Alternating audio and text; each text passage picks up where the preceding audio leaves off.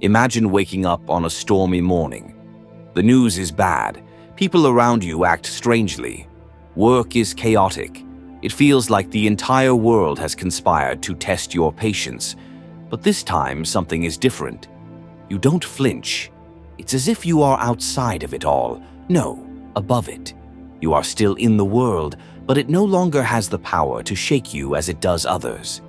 This video is not just a collection of beautiful words or a list of superficial advice. This is a declaration of inner rebellion, a rebellion against weakness, fragility, and emotional reactions that drain your energy, dignity, and peace. Today, I will talk about the path great philosophers walked to protect themselves from life's unpredictability, from human disappointments, and from the noise of the world. I will talk about how to become untouchable, not because you do not feel pain, but because you master the art of dealing with it. Not because you are stronger than everyone else, but because you are stronger than yourself. But before we start this deep journey together, if you find yourself in these ideas, don't forget to support this video with a like and subscribe to the channel. Now, sit quietly. What you hear next might change the way you see yourself and the world. Imagine holding a small umbrella while a storm rages around you. Wind, cold, mud, everything. Yet, you insist on gripping that tiny umbrella as if it will protect you from everything. This umbrella represents your illusion of complete control, the belief that you can control everything around you, people, events, the emotions of others, even fate. But the truth is, some things are under your control and others are not. The difference between those who are crushed by life and those who rise above it is simply understanding this truth. Controlling yourself does not mean controlling the world. It means knowing when to let go. People will change, circumstances will shift, life itself may betray you. This does not mean you are weak. It means you are not a god.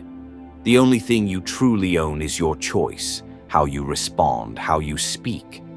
Will you react with anger? Will you collapse? Or will you pause for a moment and say to yourself, "This is not my concern. What concerns me is myself." This idea, despite its simplicity, is one of the deepest secrets of inner peace. It frees you. It liberates you from the need to please everyone, from the unhealthy desire to be understood by all, from the frustration when things do not go your way. It frees you because you turn inward instead of scattering yourself outward. Every moment you focus on what you cannot control, you waste energy and lose the battle. Every moment you focus on what you can control, your mind, your discipline, you take a step closer to becoming untouchable. Marcus Aurelius said, "Live in harmony with what is given to you."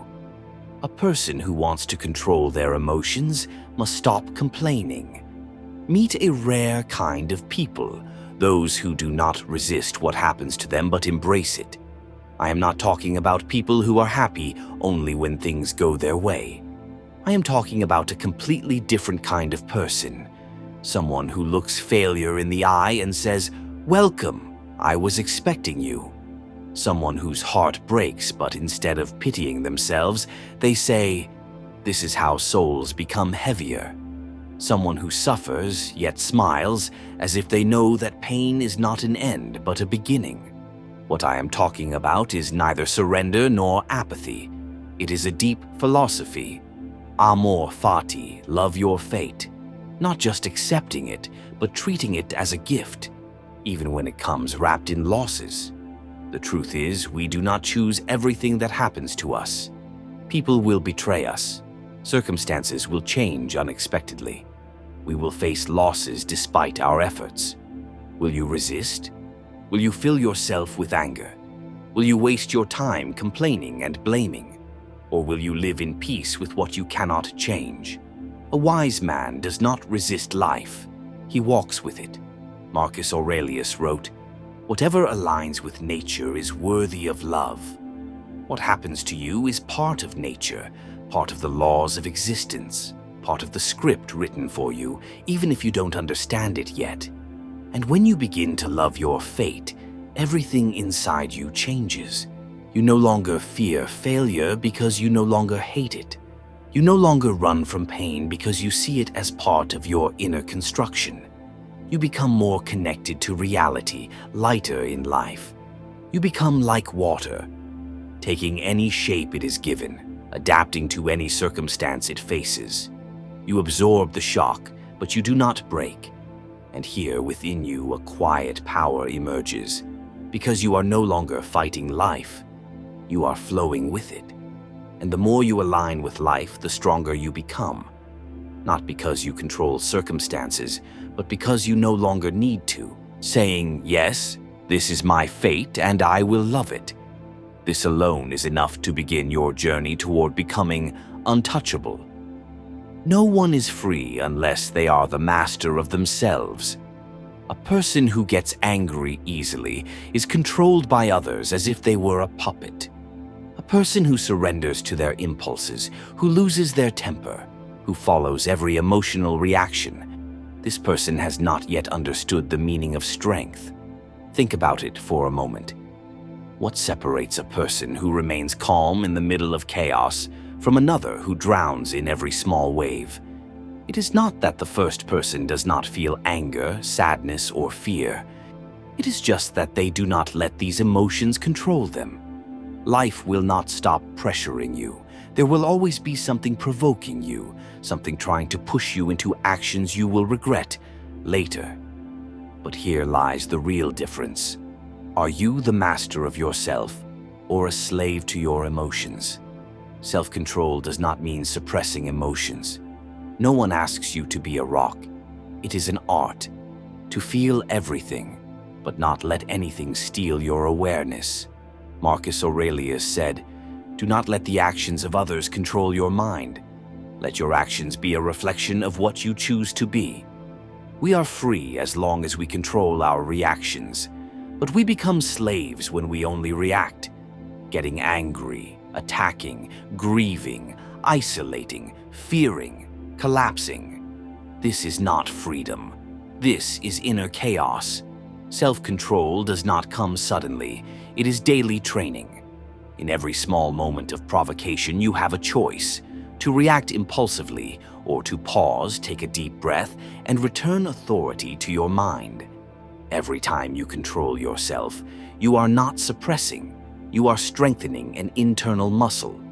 You are proving to yourself that you are not a toy in the hands of circumstances. Whether someone angers you or life disappoints you, composure, calmness, and self-mastery are the silent message that tells the world, I am here. Petty things will not shake me. And the beautiful thing? People feel it. They sense that you are different, that there is something mysterious about you that makes them respect you, even without you saying a word. And that is the beginning of becoming untouchable. The moment you realize that emotions are not your enemies, but wild horses to be tamed, you begin the true work of mastery. Most people live as slaves to their feelings, tossed between highs and lows, reacting without thought, surrendering their peace to whatever the world throws at them. But you will be different. Emotional mastery does not mean suppressing what you feel. It means observing, understanding, and directing those feelings with precision. Anger comes. You acknowledge it, but you do not let it dictate your actions. Sadness lingers. You sit with it, but you do not drown in it. Joy rises. You savor it, but you do not cling to it. The untouchable mind is neither cold nor indifferent. It is disciplined. Think of a time when someone insulted you. The immediate reaction might have been to lash out, to defend, to prove them wrong. But what if, instead, you paused? What if you asked yourself, does their opinion change my truth? The weaker the grip of external judgment, the stronger your inner fortress becomes. This is the art of emotional sovereignty, the ability to feel deeply without being ruled by those feelings. The Stoics called it apatheia, not apathy, but freedom from destructive passions. It is the clarity that comes when you no longer confuse what happens to you with who you are. Practice this. Next time an emotion surges, step back. Watch it like a storm outside your window. Let it rage, but do not invite it in. Breathe, then choose your response. This small space between stimulus and reaction is where your power grows. And remember, mastery is not a destination. It is a daily discipline. Every interaction, every setback, every moment of frustration is another chance to train. The world will test you. Let it. Each test is another brick in your fortress. The discipline of detachment. There is a myth that to care is to cling, to people, to outcomes, to expectations. But the untouchable mind knows a deeper truth. True strength lies in loving without needing, in giving without demanding, in holding without grasping. Detachment is not indifference. It is the wisdom to invest your energy where it matters and to release what does not serve you. How many hours have you wasted worrying over things you cannot change? How much mental space have you surrendered to people who do not deserve it? The philosopher Epictetus, born a slave, understood this better than anyone. He said, "Freedom is the only worthy goal in life. It is won by disregarding things that lie beyond our control. You cannot control how others treat you, but you can control how much it affects you. You cannot force life to be fair, but you can refuse to be broken by its unfairness." Identify one thing, one relationship, one fear, one obsession that has been draining your peace. Now ask yourself, is this within my control? If not, loosen your grip. Train yourself to care deeply, but never at the cost of your sanity. This is the balance of the untouchable, engaged in life yet never enslaved by it. The power of silence. In a world that worships noise, silence is rebellion. The untouchable mind does not rush to fill every empty space with words, with explanations, with defenses. It knows that not every thought deserves a voice, not every battle deserves a fight. Silence is not weakness, it is a weapon. When others provoke you, silence is the shield that deflects their arrows. When chaos surrounds you, silence is the anchor that steadies your soul. The more you cultivate it, the more you realize how few words are truly necessary. Practice saying less. Observe how people reveal themselves when you stop feeding their drama. Notice how your mind clears when you stop cluttering it with unnecessary speech. Silence is where wisdom grows. And when you do speak, let it be with intention. Let your words carry weight, not just noise. The untouchable man is not the loudest in the room. He is the one who speaks only when it matters. The final truth. Becoming untouchable is not about building walls. It is about dissolving the illusions that make you vulnerable. It is realizing that no one can bother you unless you allow it. That your peace is not out there, waiting for the world to grant it. It is in here, waiting for you to claim it. You will still feel pain. You will still face storms. But now, you will stand differently in the face of them, not as a victim, but as a warrior who knows the secret. Nothing can shake you unless you let it. This is the path. Walk it. There is a force within you, older than your fears, deeper than your doubts, that does not bend, does not break. It is the part of you that watches, unmoved, as life unfolds. The untouchable man is not the one who avoids suffering, but the one who has met this force within himself and learned to trust it. Distraction is the enemy of mastery. Every time you allow your mind to be pulled away by trivialities, by gossip, by the endless noise of the world, you weaken your resolve. The untouchable mind does not wander. It chooses its battles and ignores the rest. Think of an archer drawing his bow. His gaze does not flicker.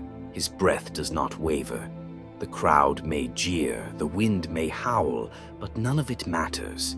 There is only the target. There is only the shot. Your mind must be the same. When you decide what deserves your attention, you reclaim your power. Most people scatter their focus like leaves in the wind, chasing approval, reacting to every slight, drowning in the opinions of others. But you will be ruthless. You will ask yourself, does this serve me? If the answer is no, you let it pass. This is not indifference, it is precision. The discipline of stillness. The modern world is built on movement, on hurry, on urgency, on the frantic need to do something. But the untouchable man understands the power of stillness. In the chaos, he remains calm. In the storm, he finds his center. Stillness is not laziness. It is the quiet before the strike. It is the space where clarity is born. When everyone else is rushing, panicking, reacting, you pause, you breathe, you wait. And in that waiting, you see what others miss. Practice this. For 1 hour each day, disconnect. No screens, no voices, no distractions. Sit with yourself. Listen to your thoughts. Observe the impulses that arise, the itch to check your phone, the tug of unfinished tasks, the whispers of worry. Do not follow them. Let them pass like clouds. This is how you train the mind to be unmoved. The untouchable man does not seek validation. He does not need everyone to like him, to agree with him, to understand him. He knows that the pursuit of universal approval is a prison, one that will drain his spirit and chain him to the opinions of others. There will be people who call you cold when you are disciplined, who call you arrogant when you are confident, who call you distant when you refuse to play their games. Let them. Their words only have power if you give it to them. Remember, a lion does not explain itself to sheep. This does not mean you become cruel or closed off. It means you stop shaping yourself to fit the expectations of others. You stand firm in your truth, even if you stand alone. Most people live as if time is infinite.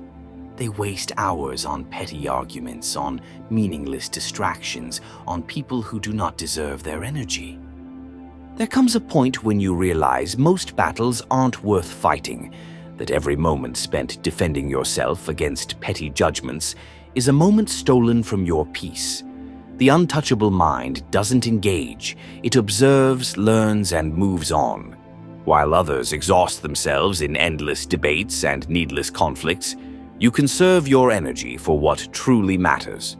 People will try to bait you into their dramas, their insecurities, their endless cycles of conflict. They want you to react, to justify, to play their game. But when you refuse to take the bait, their power over you vanishes. Silence becomes your shield, indifference your armor. This isn't about suppressing emotions. It's about recognizing that not every emotion deserves your attention. The untouchable man understands that explanations are often wasted on those determined to misunderstand. He moves through the world with quiet confidence, knowing his worth isn't diminished by another's inability to see it. Those who matter will recognize your value without needing it spelled out. Those who don't were never your concern to begin with. Many confuse untouchability with numbness, but they're not the same. You'll still feel pain, still face disappointment, still experience the full spectrum of human emotion. The difference is that these experiences no longer derail you. When hurt comes, and it will, you acknowledge it without being consumed by it. You give yourself space to heal without wallowing in self-pity. There's profound strength in feeling deeply while remaining steady. Not every thought in your head deserves attention. Not every emotion requires action. The disciplined mind learns to distinguish between what serves its purpose and what doesn't. When anger flares, you ask, "Does this help me?" When doubt whispers, you question, "Is this true?" You become the curator of your inner world, keeping what strengthens you and discarding what weakens you. Most suffering comes not from events themselves, but from the stories we attach to them.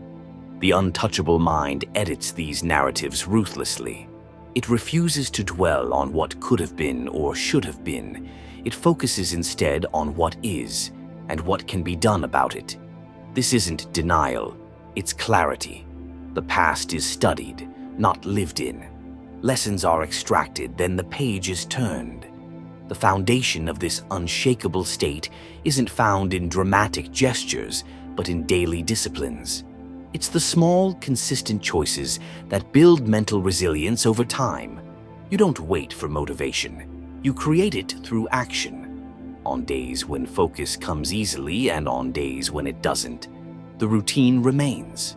This consistency becomes your anchor when chaos swirls around you. At its core, becoming untouchable isn't about controlling external circumstances. That's impossible. It's about mastering your internal landscape so thoroughly that external storms no longer disturb your peace. People's opinions, life's unpredictability, others' behavior. These things only have the power you give them. The world will always have its noise, its dramas, its attempts to pull you in. But you get to choose whether to engage or remain undisturbed. This isn't indifference to life. It's profound engagement with what truly matters while letting go of what doesn't.